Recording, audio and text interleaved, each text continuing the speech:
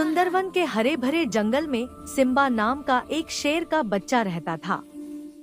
Simba को लगता था कि जंगल का राजा होने का मतलब है सबसे तेज दहाड़ना और सबको डराना।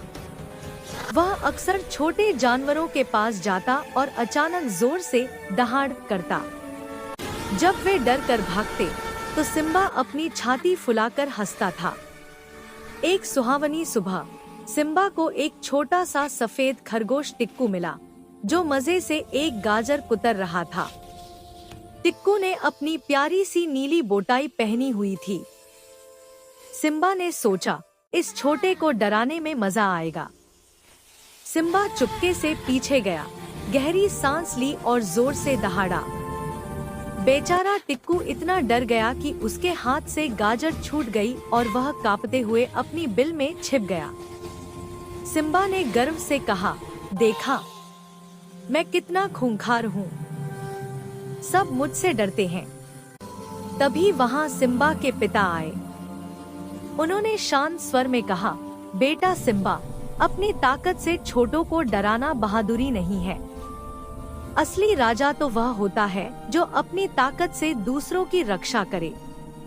लेकिन सिम्बा ने उनकी बात पर ध्यान नहीं दिया और अकड़ कर चला गया।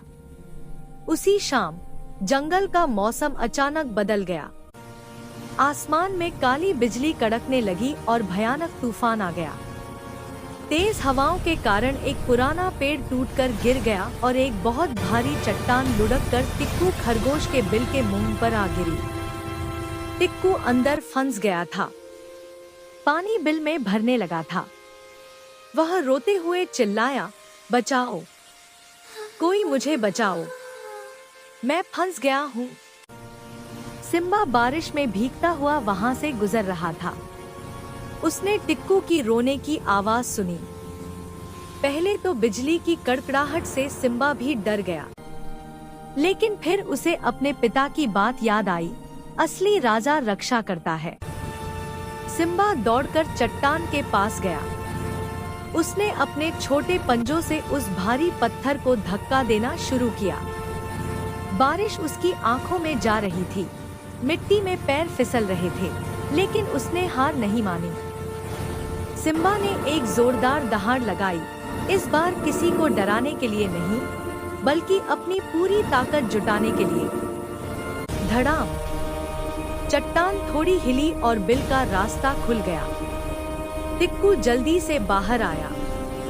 वह भीगा हुआ था और कांप रहा था। उसने देखा कि सिम्बा हाँफ रहा है। टिक्कू ने आगे बढ़कर सिम्बा को गले लगा लिया। टिक्कू ने कहा, धन्यवाद सिम्बा, तुमने मेरी जान बचाई। तुम आज सच में जंगल के राजा हो। उस दिन सिम्बा को समझ आया कि दूसरों को डराने में नहीं, बल्कि उनकी मदद करने में ही असली खुशी और बहादुरी है। अब सिम्बा और टिक्कू पक्के दोस्त थे। शिक्षा: असली ताकत और बहादुरी दूसरों को डराने में नहीं, बल्कि मुसीबत के समय उनकी मदद और रक्षा करने में होती है।